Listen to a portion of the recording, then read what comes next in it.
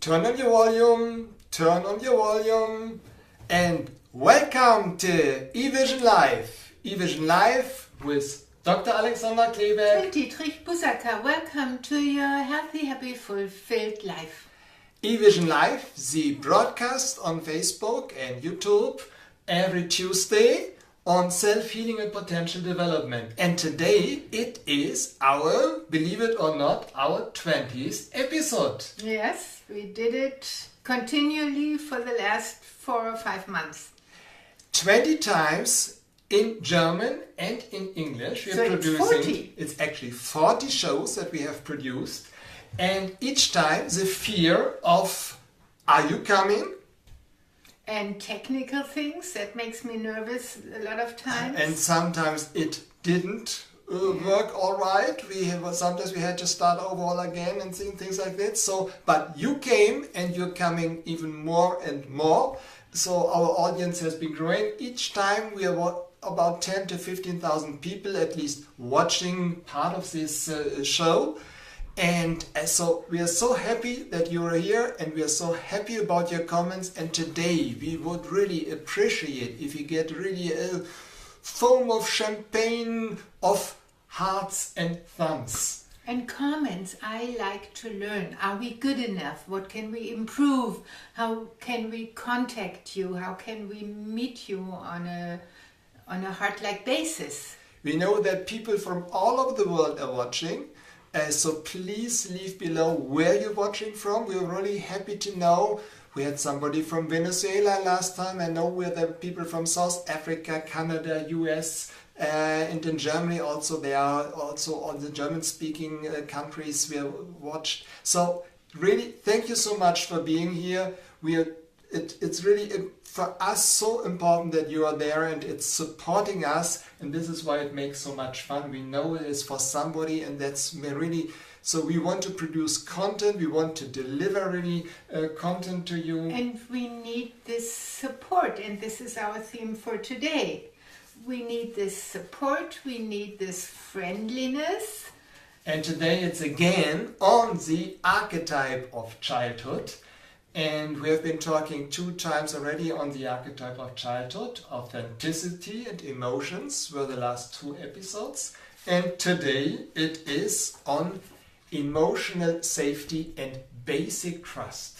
Yes. And it has something to do again with our inner child. And you will explain us why this is so important. Emotional safety and basic trust.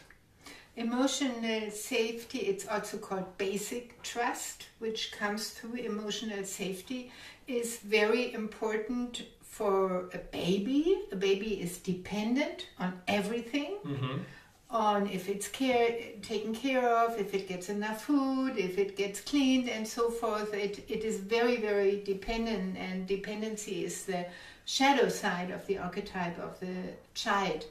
And so it needs a surrounding that is caring, that is comforting, that is supporting, that is feeding, that is nourishing, that is hugging. This is, it's just taking care of the baby. And we know from research, which was done about, 80, 90 years ago, that babies in children's home, which are emotionally deprived, they die.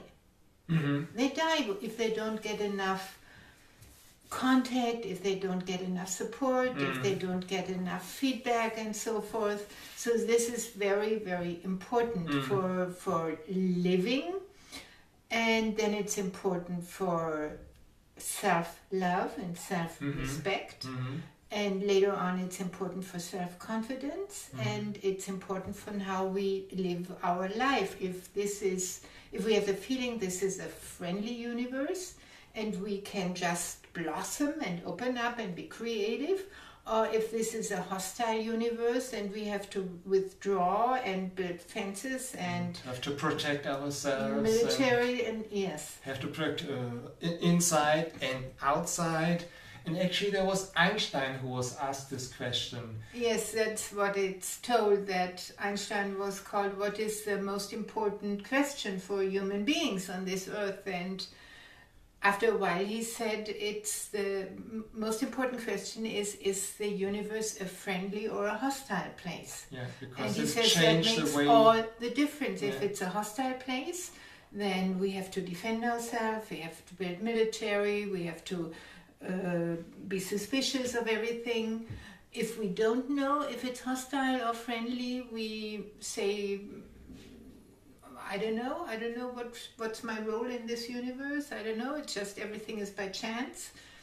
And if we think the universe is friendly and believe it, then we develop research which takes care of people, or which develops creativity, And we or have better understanding, empathy. opportunities to develop ourselves. Yes, and our to potential. blossom as And a to blossom, human yeah. being and as a universe, as a As a mankind, species, as yeah. a species. And for the little child, the family is the universe. Mhm. So it's very important if this universe is friendly or hostile, if it takes care or if it doesn't care. What I've learned so far is when you think that the universe is hostile, then you will just be in your sympathetic mode. Yes. And always Yeah. trying to protect yourself. Yes. And And be fearful or be suspicious. and or being all the be- time in sympathetic mode is not very good for your health. And always being concerned what is happening outside. Yeah, You yeah. can't really breathe inside and look inside because you have to take care if everything is safe out there. So safety and basic trust is very important. In German we have another word, it's called Geborgenheit. And we looked at several dictionaries on Google, and How there to is translate no it. translation for And that. sometimes there are some words that you can't translate from one language to the other. It's the same the other way around. Yes, for the other way around is commitment. I think it's a wonderful English word, and we don't have that in German. Yeah, exactly. And this wonderful German word, Geborgenheit, means emotional safety. It means like coziness. It means comfort. It means being taken care of and told. So I think this is a wonderful word for that. Yeah.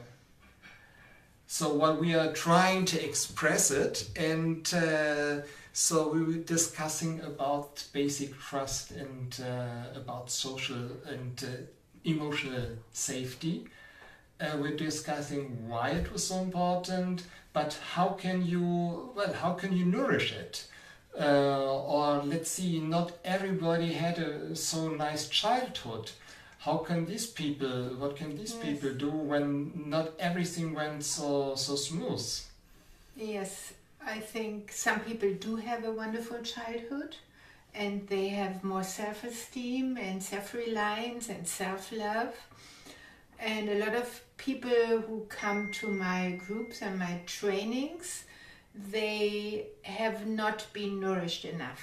Mm-hmm. They are sometimes very high up in their career, so they are powerful enough to live this life, and maybe they compensate it by school, by learning, by money, by all sorts of things. Some really make a career. Mm-hmm.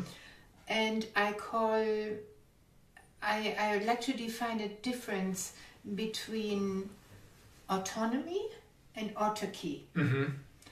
And autonomy means we are really well nourished, and we have enough love, we got enough comfort and caring, and so we blossom up.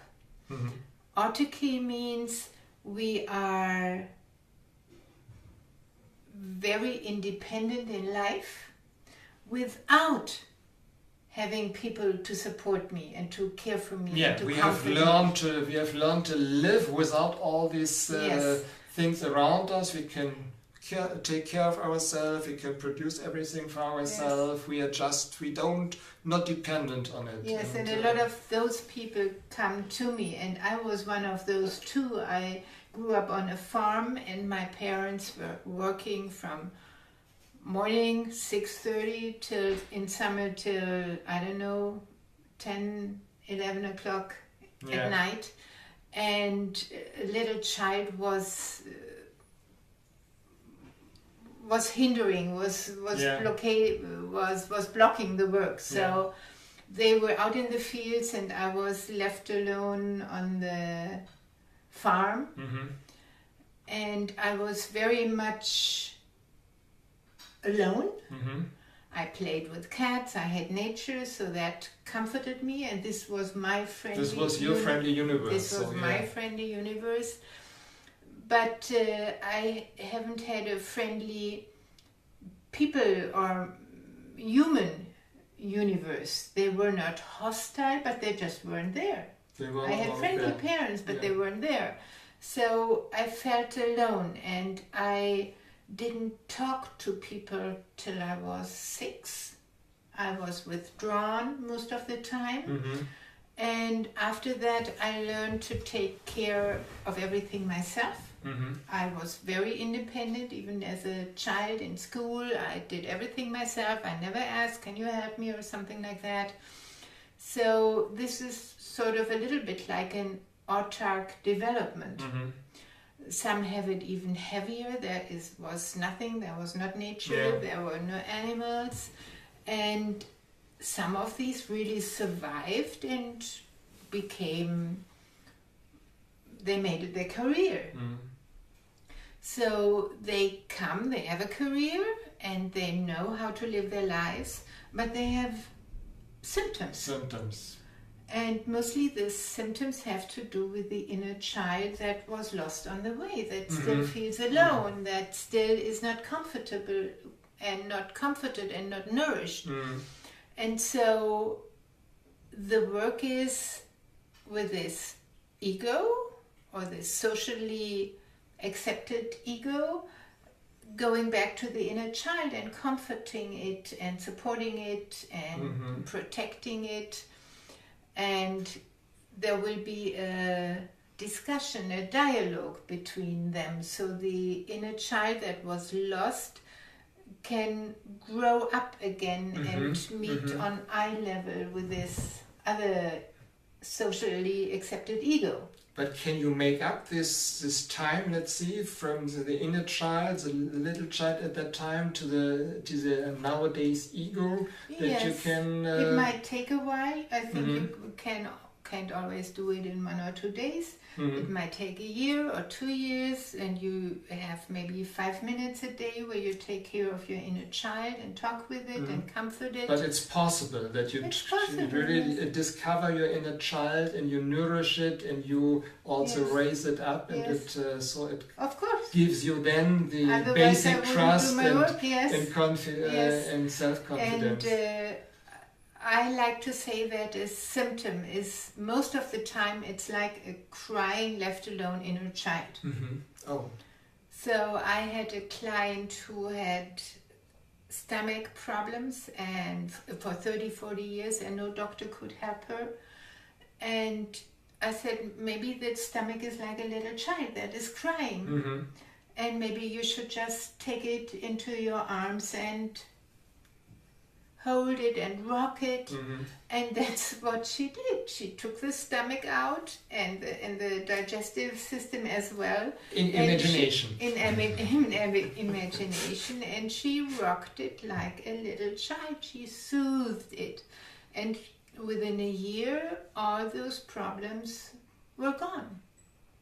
So it took maybe 365 times of rocking this, but she sort of brought herself back to balance. So 30 years of medical treatment didn't work, but 1 year of rocking her inner child. It can be half a year, it can be 3 years. It depends on how intensively you do it, with how much heart you do it, how long you do it. And so this helped very well. Okay. And there was another lady, she had terrible experience with her mother and her father as well, so both were really hostile. They threatened her life, her physical life, and also her emotional life. So she had nobody and no inner pictures that were good for comforting or for holding or for rocking. And she said, what can I do? I have no memory of anything that felt good. And I said, well, you can use angels, some use God, some use power animals or whatever. And I gave her some suggestions, and I told her, just go with that in view through your life within the next weeks and see what happens. And about 2 or 3 weeks later, she came and said, oh, I've got some parents. I said, what did you do? And she got them from, I think also from an American comedy show. She said there was such a nice mother and such a caring father, and I took them. And I put them behind me when I was sitting or standing. I put them in front of me when I needed guidance, or I put them at my side, and they accompanied my life with every step I took. And crazy. She did that. Now we will have people asking which show was it. I don't know. I haven't the least idea. It really doesn't matter. You can take somebody from a fairy tale or from a book, or you can just paint it, imagine it. You decide which inner picture helps you to come back to basic trust. The image is just a vehicle. The goal is the basic trust, the feeling of basic trust. And the images, it doesn't matter which images actually aren't important, although I love images. It's important what feeling they create in your body. This is important, not the image. So for some, maybe it's a color. I had, when I still was working with single therapy, I had another woman, she had bad experiences with mother and father. She grew up in this hostile universe. And she was coming to my practice, and she drove the car for about an hour, so she didn't come that often. So I discussed with her what she could do at her home, and there was a little forest beneath her home, and she said she loves to walk in the forest, and there were 2 trees, and she says, I love to sit between these both 2 trees. And we found out this one was father tree and the other one was mother tree. Oh, and she sat there for about a year, I think, every day for 15, 20 minutes, and just felt the strength of positive masculine energy and positive feminine energy. Yeah. And she embodied this. She felt the power, she felt the energy, and she imagined those was her friendly universe. Okay. And then she integrated it by embodying it. So, Alexandra, what else can we do just to nourish the basic trust in our inner child? What can we do during everyday life? I know you're loving so much developing rituals that we can integrate into our daily life. What is very, very important for basic trust is body contact. Okay. So try to get as much good body contact as you can. Do it with your partner, do it with your children, do it with your parents, do it with your best friend. Whenever the body feels it is hugged or taken care of, it relax it and comes back into basic trust. We have research on that this works like that. So this is one thing. The other thing is what I call the intimate view.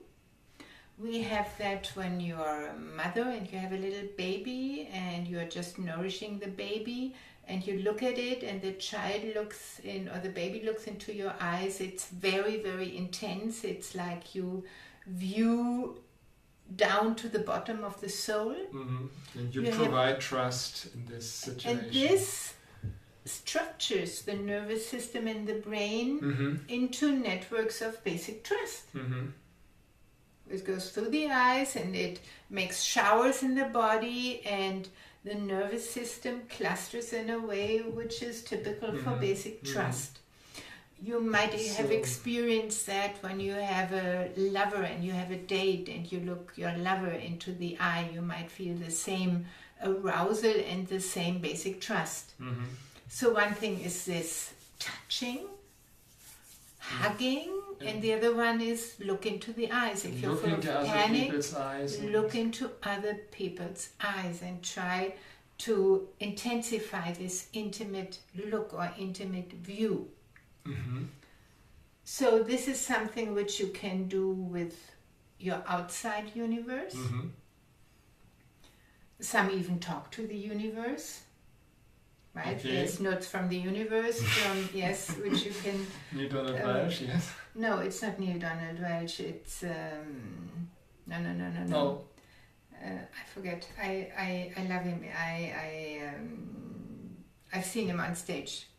I will get to it maybe at the end of this interview. Okay. Conversations with God is Neil Donald Walsh. And Talking with the Universe it's Mike Dooley. Mike Dooley. Okay. So sorry, Mike. Speech if you're 3 hours long. It was just fascinating. Okay. And he's talking to the universe. So the universe there is very, very friendly. Okay. It's very wise as well. And if you want to do something without this outer world, you can just imagine there are angels, there's mother and father, there is a lion and a lioness. You can even imagine when you sit on a sofa that this is a holding energy, mm-hmm. or this is a wonderful lover that is just holding you. Mm-hmm. So you can use your imagination. And for example, if you go to bed, there are a lot of children's songs and verses, and one is about these 14 angels you place around your bed, mm-hmm. which take care of you, which protect you, which support you. It's from Hansel and Gretel, and it's in English as well. Mm-hmm. So you can just place angels or power animals or whatever around your bed to sleep good. I just got the image from your children's book, You're Heartful, where the child is there with the lioness and the lion and sit in between them and so being happy and feeling so secure. Yes. Yeah. So use any picture you like which helps you to feel secure. A lot of these people that have a lot of autarky, they have problems sleeping, mm-hmm. because the universe is hostile, and our brain comes from these old Neanderthal people, and they didn't sleep when there was a lion or a danger around, so they stayed up all night to survive. To protect their tribe, their tribe, and to know exactly what's happening there. So when we're lying in bed and we can't sleep, often we have the same inner psychic mm-hmm. situation. There is something which is scaring us. Mm-hmm. We feel afraid. There's something hostile. It might be the CEO, it might be the partner, it might be the children, it might be the parents, it might be the president or whatever. Mm. And we don't have the inner peace to relax and to feel friendly, comforted. Okay, so we got some exercises, and if you want more exercises, Alexandra has a wonderful video called Soul Food on her YouTube channel, Alexandra Kleeberg. So Soul Food is a video where you find more exercises which can nourish your inner child. Yes. So thank you so much for watching us. Our 20th episode celebrated with us with lots of hearts and thumbs and comments below here. So takeaways, please leave them and open your heart and start.